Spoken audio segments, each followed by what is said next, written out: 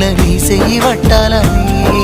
నల్లని సీకట్లో ఒకదాన్నే కూసున్న దిక్కులేని పచ్చినయ్యి బావా నువ్వెప్పుడొస్తావని ఏళ్ళైపోతుండే పిల్ల ఎన్నెలొచ్చింది మన బతుకులా ఏలైపోతుండే పిల్ల ఏలు వట్టంగా వస్తున్నాయా ఇన్నాళ్ళ ఎడబాటు ఎడవాసిపోతుందిలే ఈ సీనయ్య గుండున్నదే సినదారా నీ కోసము